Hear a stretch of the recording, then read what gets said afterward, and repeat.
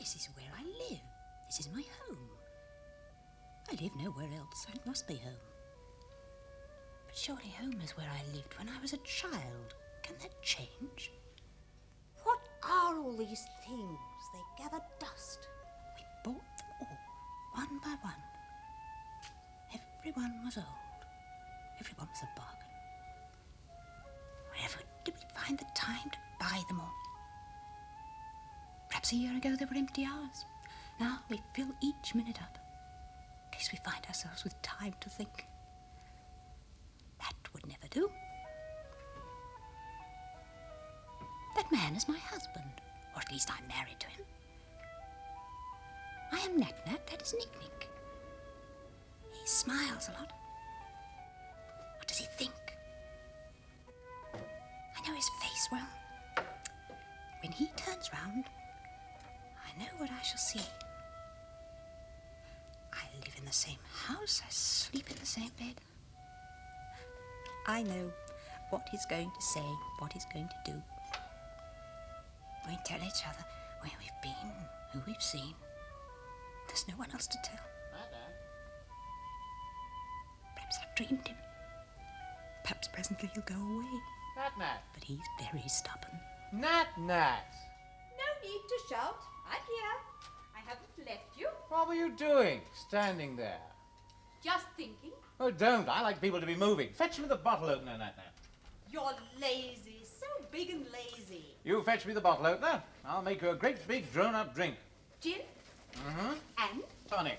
No. Nat-Nat wants vermouth. Nick says no to vermouth, or Nat-Nat will get tiddly before the guests arrive, and then what'll happen to the mayonnaise? Oh, Nick, really? Really? Oh. And nothing at all until you get the bottle opener. We had 6 a year ago. You can't have thrown them all away. There's one in the kitchen. I have to go and see Mrs. Wiltshire. She's possibly making a mess of everything, just like me.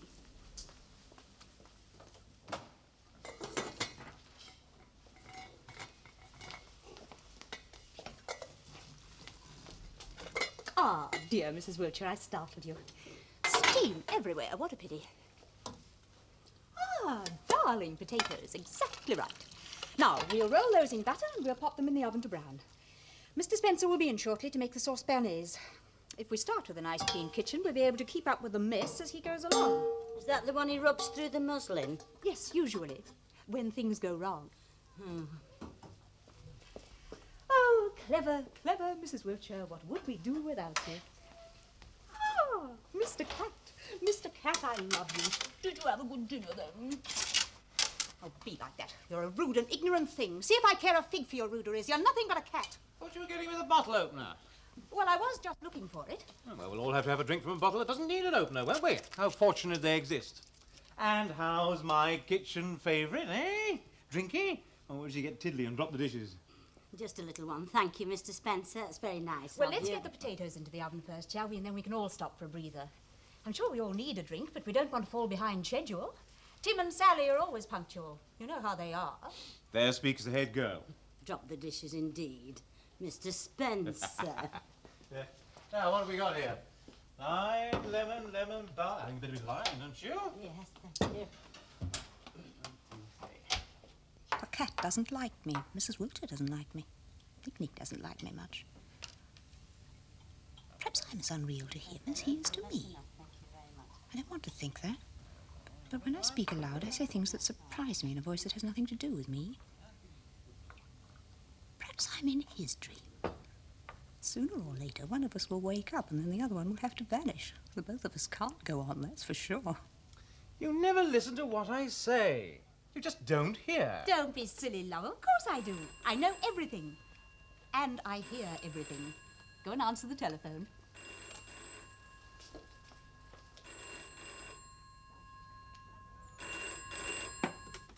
Hello, Nick here, Nick and Nat. Sheila.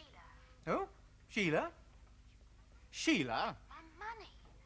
My money. You've forgotten my money again. Why do you do it? You're not supposed to ring me. You said you would never ring me. Why do you break your word? Why do you lie? Well, you broke your word about the £4.17 and 6. I can't bear it anymore. I'm sorry about the money. I forgot. I'll send it off to you tomorrow with a little extra. Oh, well, thank you very much. Well, I'll tell you something. It's a bit late for your little extras. Joan's going to live with you from now on. You think money solves everything. Well, it doesn't. I've had enough. It's been 12 years of my life. I've had 12 years of it, and you've never done a thing. You've never seen her. She doesn't know what her own father looks like. Now, is that reasonable? Why should a woman suffer what I've suffered? I've gone without things gladly. It's not that. I've done the best I could. But I can't do any more. I can't face another day of it. Do you understand? Why should I send you to school in those old shoes when you're giving your fancy dinners and learning your fancy wife? I go on, and I think things will get better, but they never do. Well, whose fault is that? Well, now I'm pregnant again. He looked just like you. That'll pay me for having feelings. And he said he'd marry me just like you, and he didn't mean it just like you. Well, so I'm stuck with it. If you're a woman, you never learn. But I'm sick in my stomach, and Joan hasn't got any shoes, and she's been sulking for days, and I'm not putting up with another day of it. Why should a woman be loaded with all the children? Oh, bloody hell. Oh, wait. Hello? Hello, yes. I mean, she's a good girl most of the time. I brought her up as best she could. She's a great help to me. She thinks the world of you. Oh, for God's sake. Well, as far as she's concerned, you and me were married once, and that's that. Now, look, And don't you say that cruel thing to me again, because she is your daughter, and you know it. Otherwise, you wouldn't send the money. Well, it's your turn now. I've had enough. You can have her. She'll be better off with you. I'm not good to anyone. I'll send you your £4.17 and 6. I told you, I've got my troubles too. Now, why can't you leave me in peace? I can't possibly cope with a child. You think money makes the world go round, don't you? Well, it doesn't. She's your flesh and blood, and you're not going to get out of it any longer. You recognise her. She's a dead spit of you, poor little bastard. She's mean, bad-tempered and squinty-eyed, just like you. Oh, you are ridiculous. This is no place for a child. If she turns up here, she'll be sent packing. I've been good to you because I thought you needed help, but I never had to. What sort of reward is this for my kindness? And I've never said I'm her father. I'm not. And if you go on annoying me, I'll call the police. I'm sending her. She's yours. You're not. Because if you do, I'll tell her the truth. All about herself and about her mother. I mean it. My God, you disgust me. You have no right to go around saying that we were married. It's a criminal libel. I haven't said I was a pair of you for years. Why don't you leave me alone? Sheila, Yes. did you forget the money again?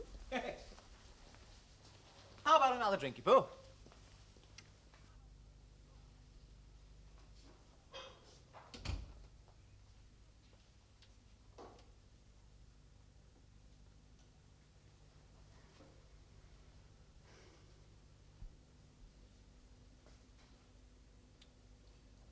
What time do they say they'd come? 8. I always think 7:30 is the best time. That would hardly give me time to catch my breath after work, let alone cook a great dinner. That's why I say 8. Mrs. Wiltshire does all the work anyway. I don't know what you're complaining about. Ooh, pussy, pussy, pussy. What a big cross daddy we've got today. Oh, shut up. Oh, pussy, pussy. That nasty woman rings up and there's trouble. Big Daddy forgets the money and then there's trouble. I think he must like trouble. I think he wants to forget. What a naughty daddy. She told that bloody brat of hers that she and I were married once. Makes me angry. She must be mad. People have no right to palm off their fantasies and all and sundry. Well, there's a little girl, and where's her daddy? Everyone else has a daddy. She's got to be told something. We've all got to have our daddies. This is just sick. Oh, pussy, pussy. Your pretty mummy always remembers to post the letters. If Big Daddy got Mummy to post the letters, these messes wouldn't happen. Your pretty mummy's quite a clever girl. Such a poisoned mind, she's capable of anything. What do I do if the child turns up? Your little girl. She's your little girl. A titchy little pretty little girl with a nasty miserable mummy. But that's not her fault. Your little girl, after all, surely. Flesh and blood. I had the most money, so she named me. And that's the truth of it, and she knows it. Might have been anyone. She was that sort of woman. This is what comes of being soft.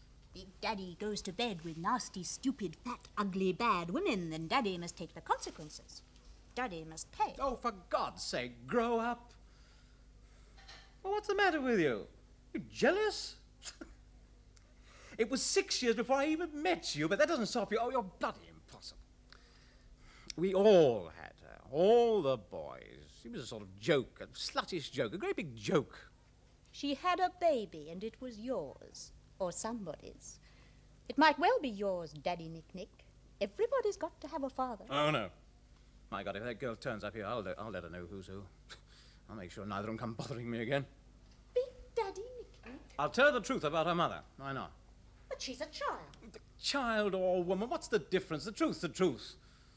I've no time for Father Christmas. Poor little girl, you don't even know her. She might be wonderful. Now, don't make me laugh. How can she be with a mother like Sheila and a father like me? Must be mad. You're a big daddy. Laughing Nick-Nick. I thought you said you weren't her father anyway. Of course you are. Big Daddy Nick-Nick's nobody's father. I'm laughing Nick-Nick the joker, and that's the way he's going to stay. Let's go and cook.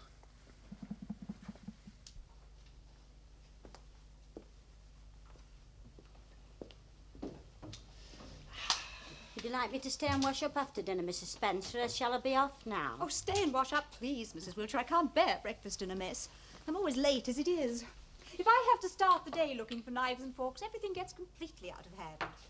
One day they'll get fed up with me, and then where will I be? At home, where you ought to be. What, me? Slaving away, so-called, over the kitchen sink, bent double with housewifely toil. I'm not very good at that kind of thing. I can't arrange things in rows neatly. Oh, I do think that's the secret of good housekeeping, don't you? Arranging things in rows neatly. You got it wrong. It's your office desk you're thinking about, your bloody office desk. It's papers you arrange in rows, not people, not the inside of houses either. I don't talk to you about your bloody office desk. I refer to it nicely and politely in a friendly manner. I ask you pleasantly, having no resentment. How did you get on today? But you are not interested in the answer. Take no notice of us, Mrs. Wiltshire. Mr. Spencer doesn't like having a working wife. Sometimes I think I haven't got a wife. I've got a husband. I can't understand anybody working who doesn't have to. If it wasn't for keeping body and soul together, I'd stay out all day in the sun and go to bed at 8 every night. I've never had enough sleep in all my life. That's why I've got all these wrinkles. It's not age so much as shortage of sleep. Go. If you want in that little copper pan for the sauce, Mrs. Spencer, you'll find it in its place on the hook on the wall. You'll be wanting the muslin for the bare knees, won't you, Mr. Spencer? I dare say. How you women love to hide things. But what would I do all day if I didn't work, Nick-Nick? Who would say nice things to me and flatter me? You never would. You have little ones, your days are filled. She can never look after a little one. Not my Nat. She'd drop it and break it the way she does the glasses, or lose it the way she does the bottle openers. By the dozen, she'd lose a little one. Oh, Nick. Well, we haven't got a little one, have we? So what are we talking about? Now, let's get on with the cooking, shall we, my old dear? Now, food. Food's important. You don't really want children, do you? You just want to blame me for not having any. Now, stop being neurotic. Read me the recipe. In a saucepan, put 2 chopped shallots, a little piece of parsley, Parsley. tarragon, thyme, a bay leaf, and ground black pepper. Black pepper. Add half a tumbler of white wine and tarragon vinegar. And vinegar. Let this boil rapidly until it has reduced to 1 tablespoonful of liquid. It is this preliminary reduction which gives Béarnaise sauce its inimitable flavour. Strain what is left of the vinegar into a double saucepan. Add a dessertspoon of cold water. And on an exceedingly gentle fire, proceed to add, little by little, 4 ounces of butter and 4 beaten egg yolks, stirring with great patience until the sauce thickens and becomes shiny like mayonnaise. If the water in the double saucepan boils, or if you stop stirring for 1 instant, the sauce will curdle. Stop for 1 instant and the sauce will curdle. Is it worth it? Is what worth it? All this emotion about making a sauce. Don't be silly. It's a blasphemy. It's a waste of life. It's you who are neurotic. You ought to be thinking about that wretched woman, that wretched child. All you do is just stand there in front of a stove, stirring. I'm trying to cook you a nice dinner to please your friends, my old love. You'd be the first one to complain if I said another word about Sheila. I was foolish to mention it in the first place. I should have known better. Oh, hell. I think it's curdling. If all precautions fail and the sauce curdles, it can sometimes be brought back to life by the addition of a few drops of cold water. And vigorous stirring.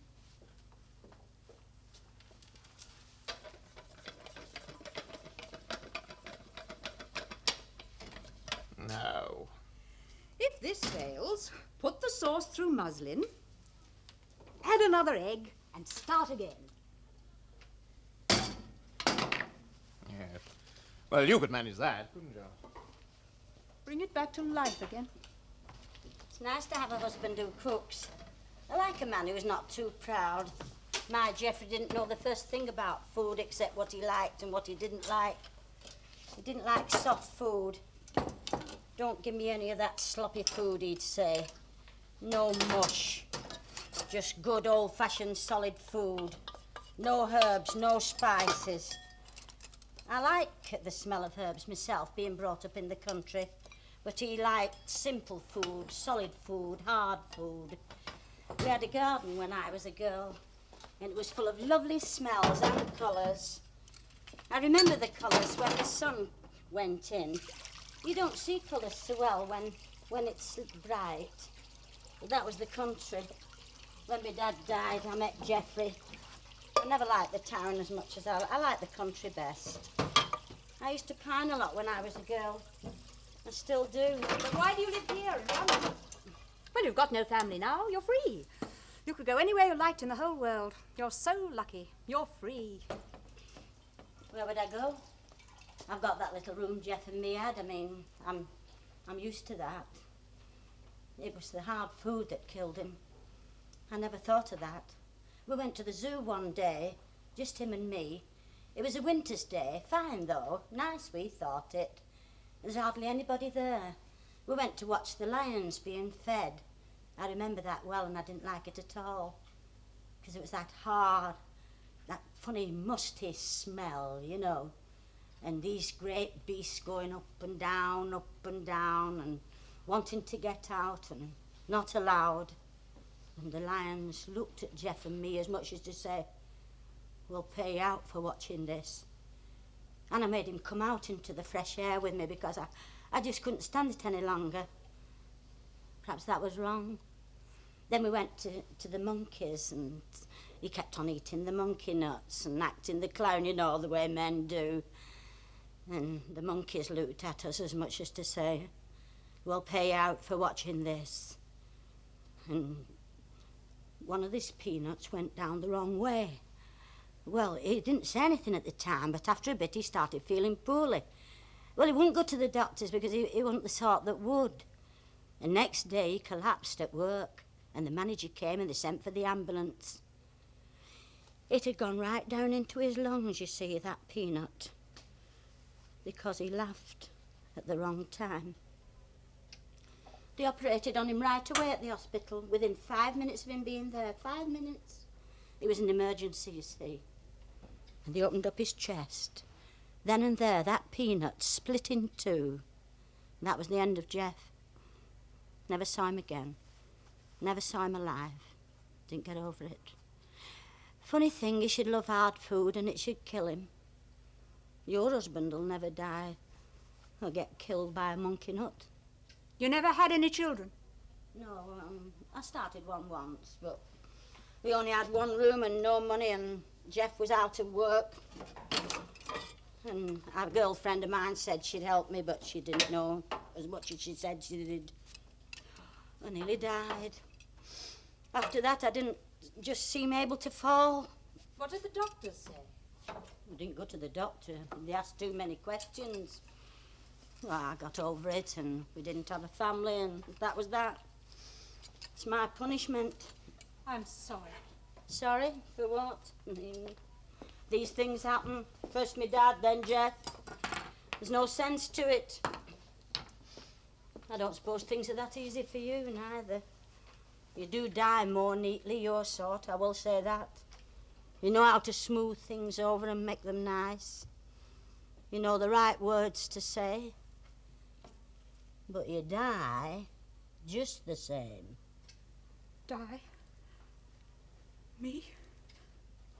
Something always turns up. What I live for now are my sister's children. Your own, somebody else's, what difference does it make?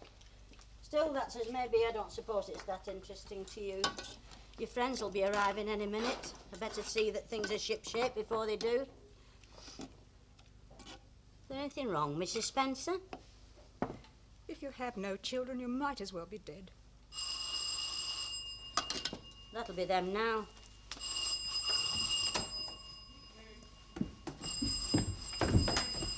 Nick, just a minute.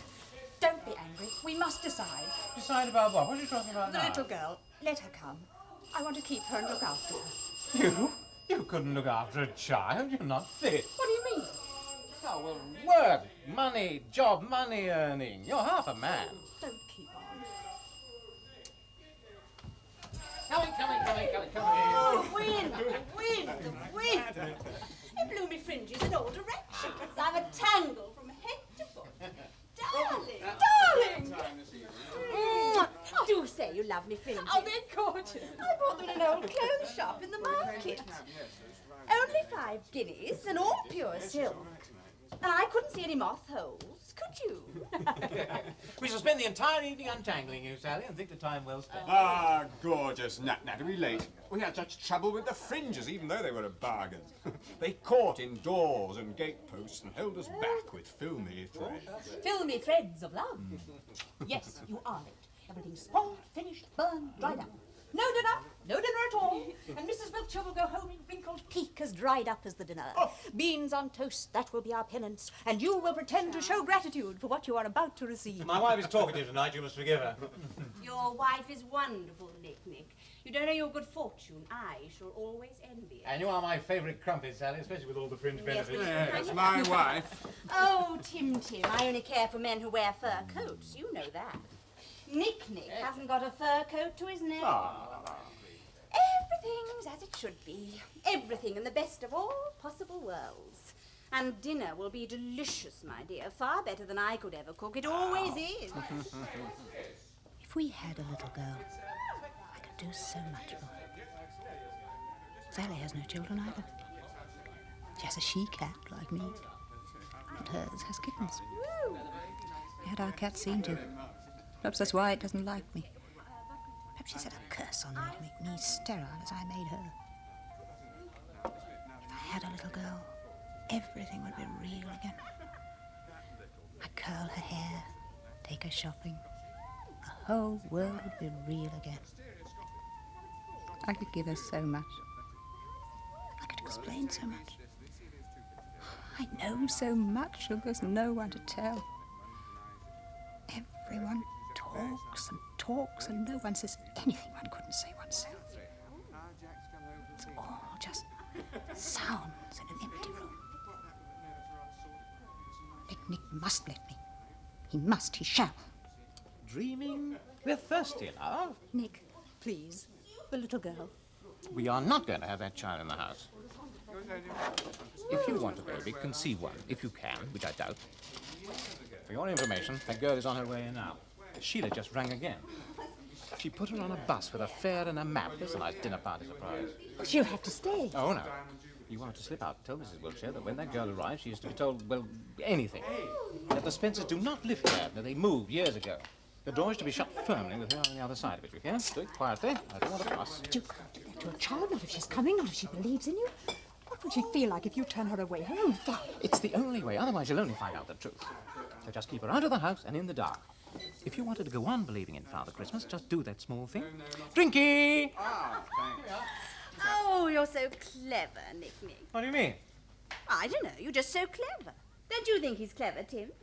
Such a lovely house, such a lovely wife, such darling steam engines, such a man. You've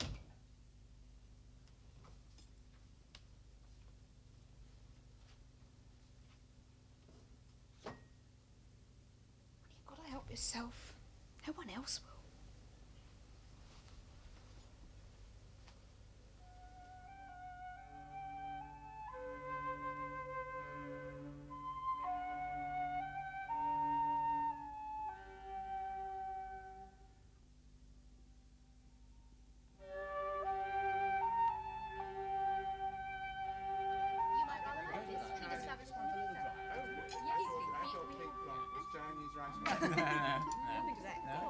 You know the four names they have? Ah, yes, I Well, see. I've just about found out which is which. Look at Sally, how she eats. Open wide the mouth, bare the teeth. Jump, jump, chew, chew, swallow. Very good. Why do I bother so about cooking? It's only fuel. So we don't die tomorrow, but some other day instead. Here we sit. Every minute we're nearer to death, and nobody remembers. Soon that little girl will come knocking on the door, crying to be let in, wanting to live. Marvellous, marvellous. French. Do I detect an olive? Oh, yes, indeed. Olives. 12 black olives. I know the recipe well. Mean. All those darling little onions to be peeled. I like to feel they're little people, otherwise I couldn't bear to spend the time. Little people, little onions. So you can boil them alive, I suppose. No, How very no. feminine. Just a little more of that olive sauce, please, yes. Nat. Over the patna. Just there.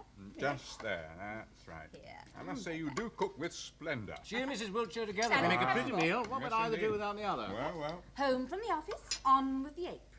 Quick, quick, cook, bake. Turn the clever woman into the little woman, all in the twinkling of an eye. Nick says I'm half a man. Oh. Well, you do. I think you're a dish, Nat. I always have. And the moment Sally leaves me, I shall turn to you. Thank you, Tim. But I shall never leave you, Tim. We are together for life. Hand in hand, we shall go down the years, getting dustier and fringier as we totter through time. We shall have no children, but 100 kittens, and they shall live on forever while we lie snug in our mutual grave. Don't. The women are full of death tonight. They cry out for their graves. What are they planning? Do you know what Mrs. Wiltshire said to me just now? Oh, you and Mrs. Wiltshire. Why is Mrs. Wiltshire, by the way? Well, all right. He must have cast me out of his mind and out of his life. What? Is it what I do or what I am? Won't say. He's so clever. He's made me feel it's all my fault that his Sheila rang him up, as if it was my past, not his. Day by day we wither up and die. There's so little time left. Oh, he gives me nothing of his own accord. I must take what I can. I'm right to do what I do. Wake up, Natalie. We have guesties, remember? And the guesties want their pudding. Oh, I am sorry. I was dreaming again.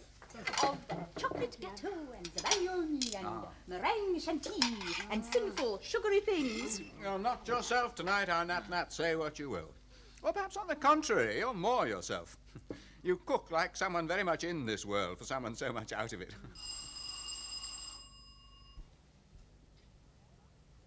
guesties. More guesties? You never told. I think not, guesties. Mrs. Wiltshire's expecting a child to call and then go away. Does she have children, the withered crow? Her sister has. Mrs. Wiltshire's told you about the children, then, and what they mean to her. I didn't know she spoke so freely to you. They're all she has or ever will. Did she explain that to you? They're not hers, but she says that children belong to those who love them. They give her hope. And when I look around, I see so very little. This house is empty of everything but things. A woman like Mrs. Wiltshire, of course, I can understand that. Children matter a great deal to her. I mean, she's a simple person. The more complicated women have more complicated joys. And they do not make good mothers. Oh, what a thing to say. Am I complicated, Tim? Yeah. We're going to have a family of 6 one day. Tim can be their mother because he's simple. Oh, thank you I very shall be much. the father. Shh. Is Mr. Spencer at home, please? He's me father. Oh, you'll be Joan. You're expected. Come in now. You're to wait in the kitchen until Mr. Spencer has time to see you. In the kitchen? Well, that's what Mrs. Spencer said. In there, love. She's staying for a while. I told Mrs. Wiltshire she could. Why not? What's done cannot be undone. Can it, Nick? It can, but only after a certain amount of harm has been done. Children belong to their mothers. Children belong to those who care for them best. No, Natalie, no. Oh, I say, he called you Natalie. It's his angry name for me. Oh. I'm afraid he's angry. He doesn't like children. No, that's not true. He doesn't like mothers. Can't we have our pudding, Nat, and all be happy again? I think it's very nice to have a little girl in the house. I love little girls. Why should anyone not? Oh, I'm quite happy, believe me. Ah, meringue, lemon mousse, and chocolate eclair. Let these be our children. You make a splendid mother, Nat. You give birth to such perfect little ones. Born of love, nurtured in luxury, and fashioned with care. Yours are children of such delicious promise. I could never do as well. My eclairs are always soggy. My meringues are flat. The cream is always somehow vaguely off. I am not a good mother to confectionery, only to kittens. I wonder why. Oh, why, you see. It's a dinner party, you see. When there's guests, families don't count. That's why they can't be out to see you straight away. You'll learn if you stay. We don't have dinners like that. Sometimes people drop in and use up all the milk, so there's none for breakfast. Oh, what's this? It's an electric stove, love. Thought it was a spaceship. Oh, we are a little wit, aren't we? Take after me dad. Do you, love? He's a very important man. His name's in the papers quite a lot. You're right. They say he's funny, but it sounds sad to me. Of course, I haven't got a sense of humour. You can tell he's rich because the saucepans are thick. My mum says always look at the saucepans and then you can tell. What's she like? You'll meet her soon enough. So, keeps me dad away from mum and me, else he visits us every week. I've got a friend called Vera, and her mum and dad don't live together, but she sees her dad once a week because he hasn't married again.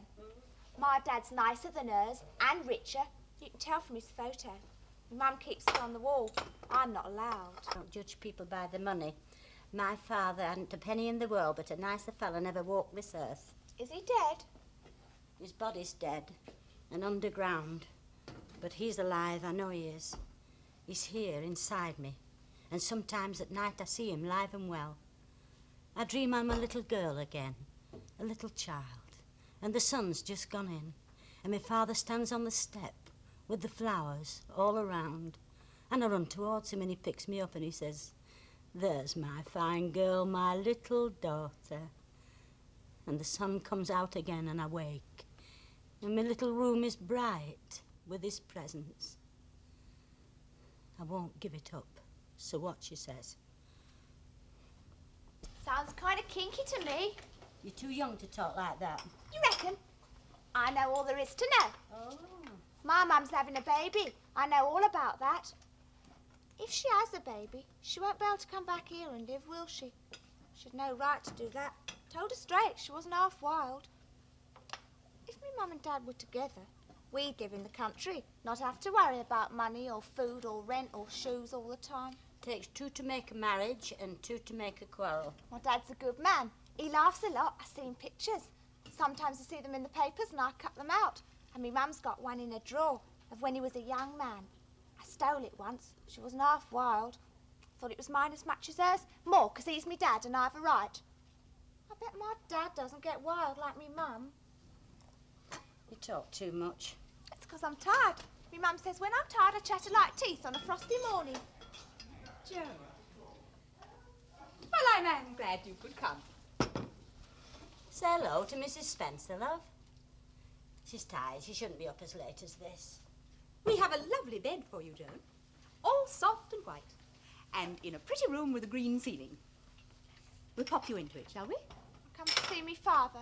I ain't going in no bed until I see me dad. He's busy with the guests, lovey. Well, they're very important business people, but I know he'll be out to see you just as soon as he possibly can. All the same, you may have to wait until the morning. Well, it's very late for a little girl to be up. It's time you were tucked safely in your bed. Good night, children everywhere. Go. I must take the coffee things in now. But I'll ring your mother. I'll tell her you've arrived safely. Would you like to talk to her? No? I'm not speaking to me, Mum. Oh, well, you'll feel better in the morning. We'll all feel better in the morning when the sun shines. Mrs. Wiltshire, will you see if you can find some night things for her? Yes, ma'am. Come all the way on the bus by myself. Did you, love? There was a man kept looking at me. A man? Me mum shouldn't have sent me out in the dark all on my own. There wasn't any call. She's that upset these days. She doesn't know what she's doing. Poor little girl. Not a poor little girl. I can look after myself. Oh, I'm sure you can. Me dad will look after me. I'm his flesh and blood, not yours and not hers.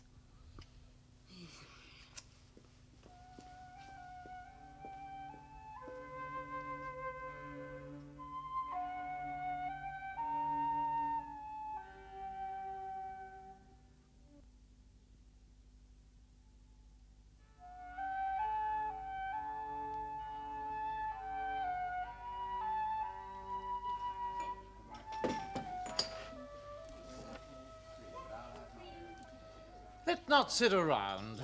I can't bear sitting around growing ulcers in the stomach like toadstools in the dark. Let's go out. Out? No, Nicholas. Oh, she called you Nicholas? It's her deepest reproach to see me as I am and call me by my proper name. She prefers to have me as her invention, her creation, like lemon mousse or chocolate iced eclair, her knick-knack. Out, I said. You can't. She's waiting. Out. On the town. Excellent coffee. Algerian. Algerian and Moroccan mixed. What a splendid match you two are. Singly you can make mistakes, together you are always right. That is true marriage, the true union of two minds. Oh, too cerebral a definition, darling. You leave out bodies. Because I'd like to, but I can't. Brandy. No, not you, Ned, love. You've had quite enough. Afterwards, out. Why? It's so cosy, so domestic. I loathe domesticity. Out. Singing, dancing, drinking, naked ladies leaping, having fun and going places like other people do, especially in advertisements. I don't want to go out. I like domesticity. Perhaps I have a headache. There's something I can't digest. Well, that's because you drink too much. You have no joy in your soul, so it goes to your stomach. Oh, you're quite right. I don't know how to enjoy myself. It is a fearful disadvantage. Perhaps you should stay at home while we go out. And put my house in order, you mean? That's right. It is in order, love. Oh, dear. What an evening for the double talk. Oh, come on, Nat. Let's all go out. Childless but childlike, let us be. That way enjoyment lies, I promise you. But it won't be the same if you don't come. We shall be all out of balance. Oh, Nick's a great one for finding make-weights when he's out and about. A libel? You heard? A libel? Am I not the most faithful of husbands, the most strict devotee of the averted eye, the well-zipped fly? Eh? Too badly, so they say. I think I deserve to be congratulated. My secretary is 65, my housekeeper is 70, my cleaning woman is older than the grave, but do I complain? No! But does she? Yes! Now, come along, folks, friends, wherever you are, out! On the town, we are all in the dark, and you know they say that night time's the right time for living. We are not the death seekers, we are not sort of nuzzle into basement drinking booths on a summer Sunday afternoon like piglets into money's tum. No! We are the life lovers, the dark livers, and let the sober ones clear up the messes, not us. What do I do to him? What is it that I do to him that makes him like this? I want him to be happy, but not without me. Is that unfair of me? Oh, I'm so full of fine food, I shall die. And without his shoe, except the kittens. Out you all go then. Have fun. Drink yourself silly if that's what you want to do. Ah, come with us, blessed Mother Goddess, creator of 1,000 vol au vent. No. I have a phone call to make. I'll say you have. I will not have a scandal, and I cannot have that child in the house. She's to be got out of the house before I get back. Do you understand? Otherwise, it'll be the worst for everybody. Get her back to a calm of her mother. Of course, love.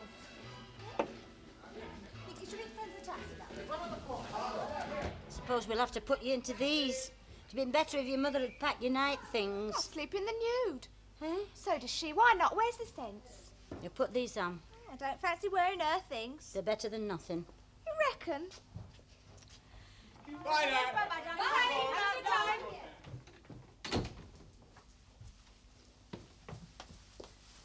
There's too much difference between myself as I would like to be and myself as I am.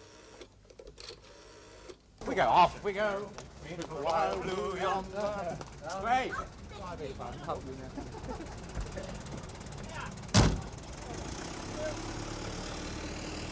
This is Mrs. Spencer, Nicholas's wife. I thought I'd just ring you and tell you that Joan had arrived safe and sound to put your mind at rest. My mind's perfectly at rest, thank you, except you woke me and I'm sick. Mr. Spencer isn't at home. He hasn't seen her yet. It's a bit difficult, you see, because he does feel so strongly that... Well, so do I. Oh, it's perfectly all right with me.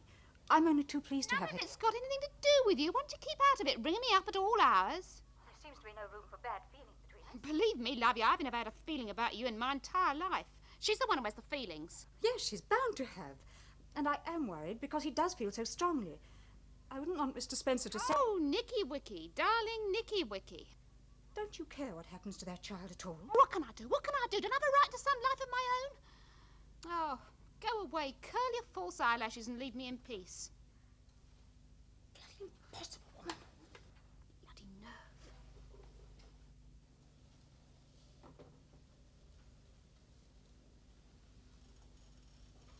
I'd got my way. Safe in my kitchen now, I had my pretty little daughter. I would stow her away in her clean white bed, ready for Nick-Nick's return. If she could spend just one night under his roof, he'd change his mind. Give a stray kitten a saucer of milk and a cushion for the night, and it's yours forever.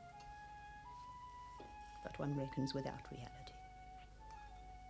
The old woman and the child, they were two aspects of the one person divided by nothing but the years.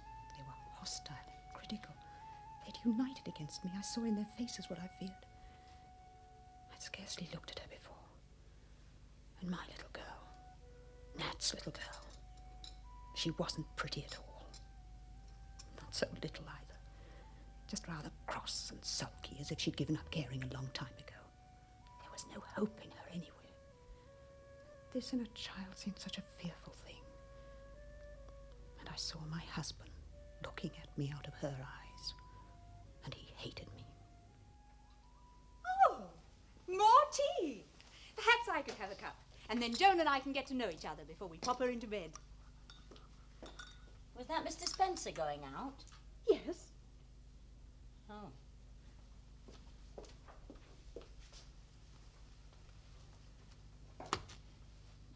Do stay and finish your tea, Mrs. Wiltshire.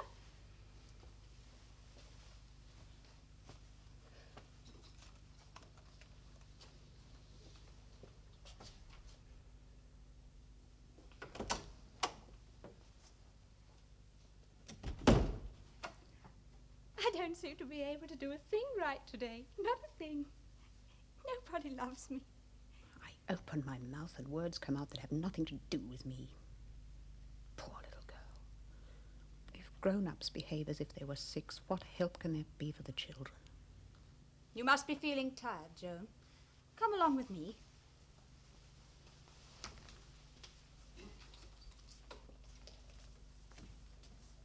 I thought he was coming. Me dad. I thought I was going to see him, but now he's gone out. Well, he had to go out. He's a very busy man. But you're important to him, too. You can see him in the morning. I'd rather wait out for him. Me and me mum wear nightbirds. Really we are. I'm sorry your mother's ill. It must be very unpleasant for everyone. She was crying when I left. I'm sorry. I spoke to her on the phone. She was feeling much better. She said to hello. Oh, she's always crying. It doesn't matter. I never cry myself. Speaking personally.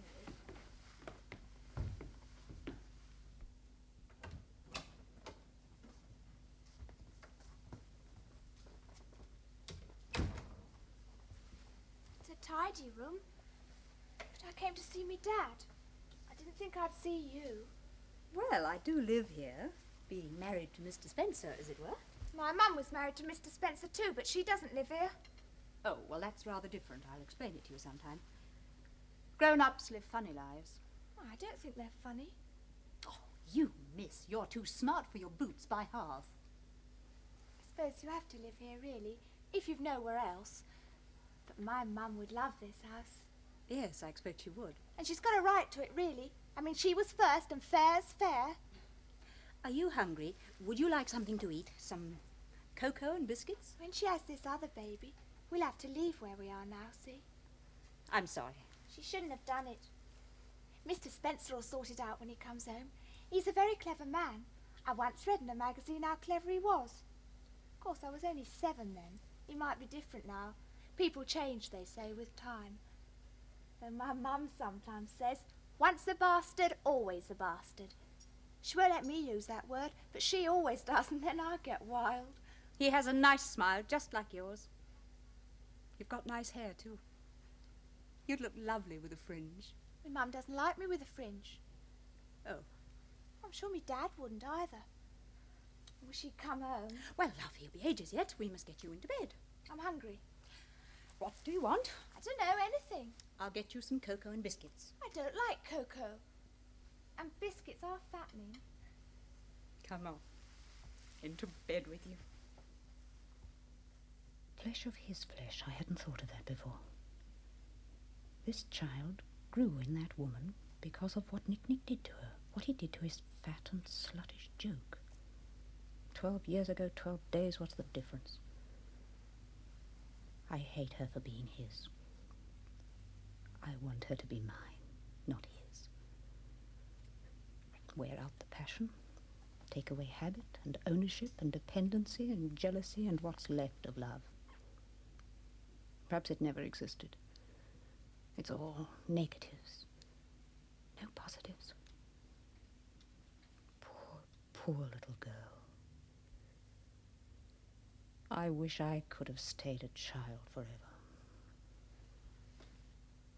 Joan, what's the matter? Isn't it a nice room? We are so pleased to have you here. Everything's going very well. Really it is. I don't want to see me father. But why? That's why you came here. That's why your mother sent you here. I don't know. I just want to think about him, not see him. I want to go home. I don't belong in this bed. I like mine. But your mother wanted you to come here. This is your place, too. This is your bed. I say it is. Your mother says so, too. She was just angry about things. She made me angry, too, or I wouldn't have come. It was just a thought she had. She didn't mean it. She needs me, really she does. What will happen to her if I'm not there? Well, you can't go now, not in the middle of the night. Stay until morning. It'll all seem different then. I don't want to have to meet Mr. Spencer. I won't. I want my mum. Oh, help me.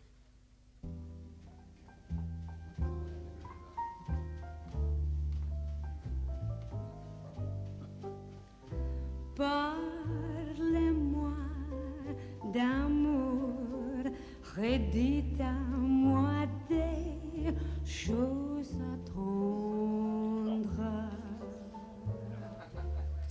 Votre beau Nice piece of crumpet. She's too young for you. The younger the better. The younger the better, for a woman. You've got confused, love. You're not Nat, you're Sally. You're wrong. There is only one woman in the whole world. She pretends to be fat or thin or fair or dark or stupid or clever or whatever suits her purpose. She appears in a million different forms, but she doesn't fool me. She is one and the same woman. I found her out. I know. I won. My God, Tim, don't you believe me? There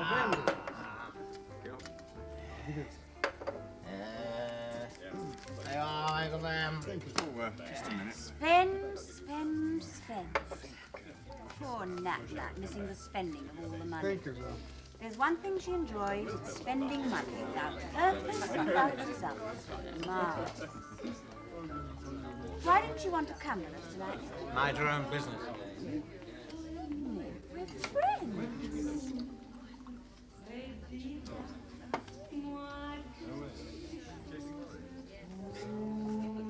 She is a fine piece of crumpet. And just the right age. She's not a patch on that. But Nat's got a headache. Poor girl, then. Perhaps you ought to ring her up and see how she is. No. I can't endure gloomy people. Why should one have to put up with them? They ought to be swept off the streets. Perhaps their complaint is catching, like the measles. Yes, that's what it is. Unhappiness is a catching complaint. And misfortune is an insult to the fortunate. So let's peck them to death, the sad ones. They can't help it, but they ought to be able to. Nat's the least unfortunate person I know. She's lovely, Nick. You don't know how lucky you are, how wonderful she is. You're romantic. Natalie is unfortunate. How do you mean? She's married to me. You get on very well together. Everyone knows that. We were all so pleased when you found each other. You were so lost before. And now? You're wrong, Timothy. Well-born Timothy. Unhappiness is not a catching complaint. I never caught it, least of all from my wife, though I dare say I've made her sad condition more apparent as she has mine. No. I was born with it. So was she. It is an hereditary complaint.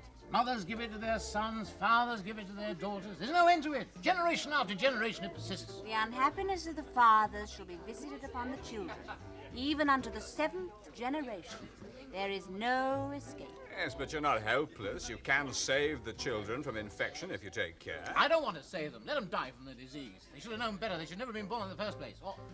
Or let them grow up, and quickly, and face themselves and what they are. The children are accursed. My children are cursed. You haven't got any children. Perhaps it's just as well. I shall buy you a puppy to grow up into a police dog to stop you from making mischief. Make it a blind dog, because I am blind. Oh, no.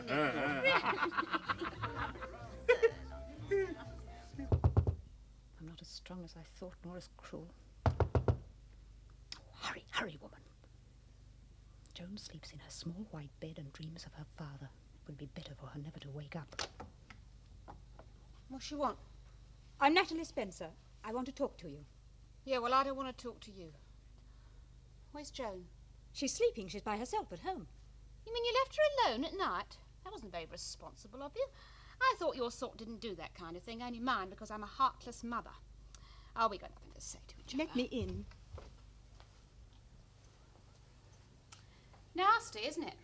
And no one asked you to come. We haven't got much time. I'm bored. I want to go home. This is a hellish place. I have something to do at home. What was it all about? Who is the child? Tell. Nat thinks children should remain children. Not in our house, they don't. Nat's enough of a child. Nat's a naughty little girl and shouldn't cross me. Because she's not the one that gets hurt. There's only room for one little girl in our house. What's the matter with you tonight? Me? Oh, I'm drunk. Hadn't you noticed? And I'm bored. I'm going home to throw her out. Nick. Oh, no, not my Nat. I need my Nat. We have to have each other, or who else would we be nasty to? No, we'd die of boredom. Like I'm doing now without her. Except she's rather nice.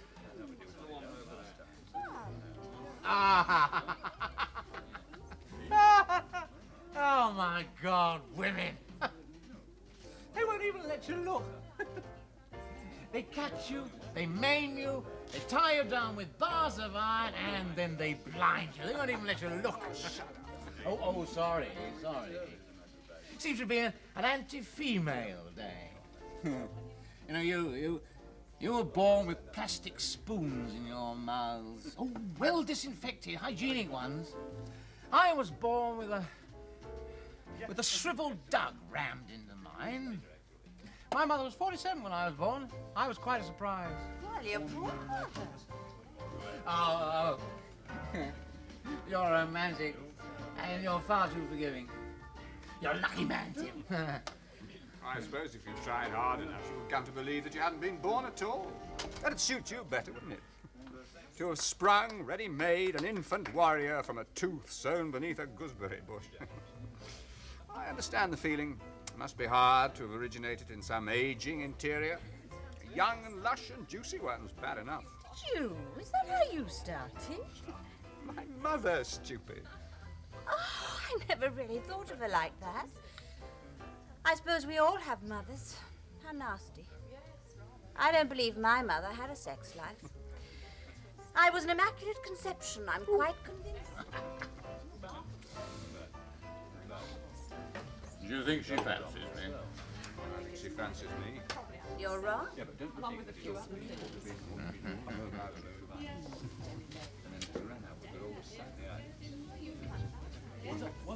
Naughty Nick. Ladies' man. Ever virile, ever true to form.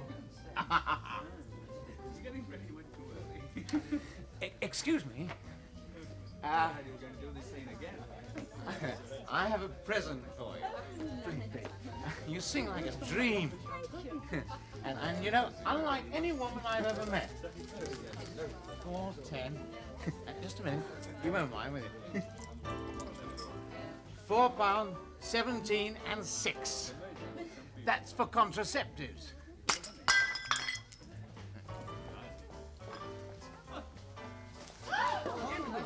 Please. No, please, it's quite all right. Are you quite all right, sir? He's just a little bit drunk. That's all. He's going now. I hope there'll be no recurrence of this.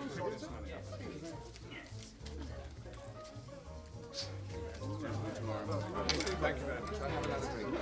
Just a minute.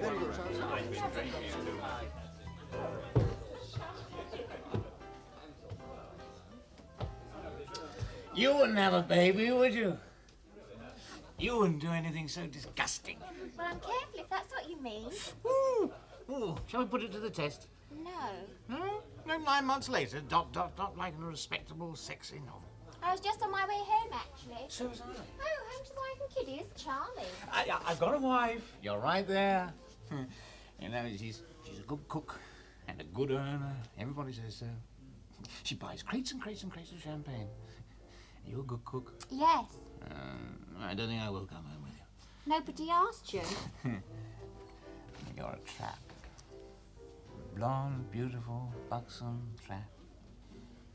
You won't catch me. Ducky, I'm not trying. I have something to whisper to you. Now, do you believe in Father Christmas? No? Oh, my wife does. You know, nobody should be allowed to believe in Father Christmas. Shall I tell you something? He doesn't exist. There now!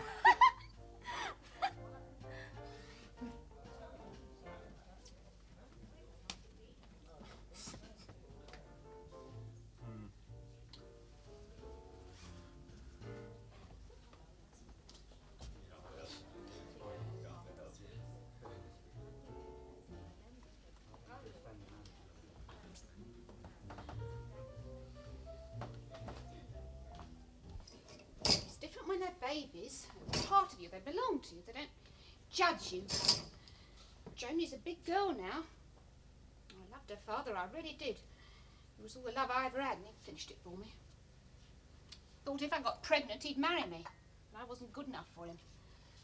Then he tried to pretend it wasn't his, because once he made me so miserable, I hopped into bed with one of his college pals. He drove me to it, but he never let me forget it. After Joni, there didn't seem much point in not. He gave me money to keep away. And I loved him. He wanted me to get rid of it, but I wouldn't, just to spite him. Oh, not that. I wanted it, I really did. You never had a baby, did you? No. No, well, you're sensible now to look after yourself. I suppose that's why he likes you. More like a boy than a woman. Oh. No, I don't mean to be nasty. I mean, lots of men are like that, especially when they've been to public school. Can't get over all those lovely young boys. Don't really want a woman at all. Will you let me bring her back to you? Please. Why? You don't know what he's like. He'll say terrible things to her and about you and about me. So, children have to know the truth sooner or later. They're not the little innocents people make them out to be. You can love babies, but children are different. They know everything. She looks at me all the time as if I'd done something awful. Talks about her bloody father on and on about how marvellous he is. Why do we ever get divorced? Why can't she see him? It's life after life from me, and each one hurts more than the last. She does it on purpose. She won't be happy. I try, but she won't be happy. Well, I can't go on. She won't ever laugh. Well, he'll have to look after her. She's his flesh and blood, I told her. But he won't look after her. It's no use, he won't. All he'll do is destroy everything she believes in. And that's little enough. Well, that's bluff. You don't do that sort of thing to a child. He does. You're trying to get out of it. I know your sort. All very well in theory, but real life's different. You don't want her cluttering up your smart house. She's not even pretty. Not exactly a credit to anyone. I want her. I want a child more than anything. I could love her as she is, but not... Will you let me bring her back to you now, tonight, quickly, before they meet? Children can't take reality. I know they can't. Well, you don't talk to a 5-year-old about concentration camps, do you? Not unless you're sick. There was one time she was happy. She brought a daffodil bulb home from school. It cost 8p. She put it in a bloody pot. It grew and it grew and it grew, and she watched it and she watered it. And the day came to take it back to school for the judging, and it burst into flowers. And we walked to school with her clutching that pot and the flowers bobbing in the sunshine. She got first prize. It's lovely when she smiles. You see. You see, she's almost pretty when she smiles. She never does. I can't do what's right for a child. I'm not good enough. I shouldn't have had her. I should have done away with that. Oh, bring her back. Bring her back. I'll manage somehow. If he's worse than me, what's the point? But how am I going to pay pay the rent. I can't even afford to feed her properly half the time. She's short for her age, you know. With the other one coming, I can't go on working. I'm out of my mind with worry. Got no right to this one either. I'll send you some money once a month. Then if he forgets, it won't be so bad. Oh, but he's got to send it too. He can't get out of it. I'll take Joan back, but he's got to do something. He's got to learn his lesson. I think he's too old to start learning lessons. But I won't tell him I'm sending it. It'll be something separate between you and me. Just for Joan. Banker's order. As you wish. Well, don't think I'm hard. I'm only trying. I'm trying to do my best for her. I really thought she'd be better off in your house with all the things she needs. Ours is a house for the sick. Oh, well, get a move on. You're going to get her, bring her back in one piece. And if he's such a bastard, keep her out of his way. What'd you marry him for? Oh, get out.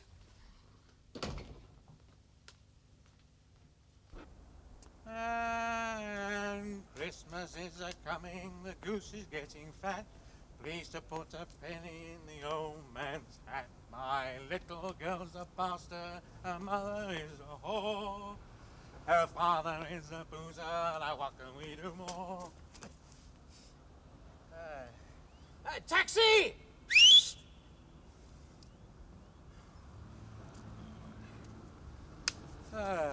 Oh, parlez-moi de moi. We'll tell her all about it. We'll drive Father Christmas right back up the chimney where he belongs. We don't want him in our house. We've no room. Taxi! Taxi! Oh, I know the taxis. Stop! It's a plot. Oh, parlez-moi de moi. A strange night. Nights were like this when I was a child, when the wind was warm and came from Araby, and the street lamps danced and swung magic from around the corner. And I knew I was wonderful and different from every other person in the world. But now the magic has run out. I'm grown up, and there's no wonder left. Nothing but me.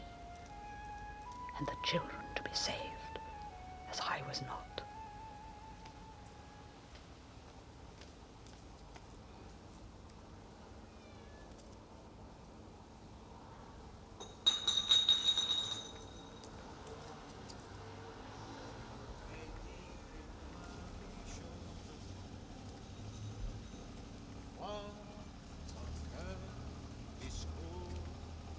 Mon cœur n'est pas là.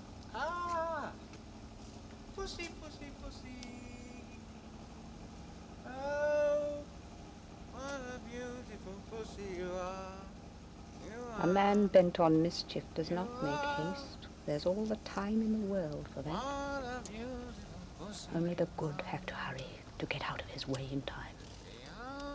Pull a leaf, pet the cat, and then pull down the world in pieces. Is that me father? No, no. That's no one.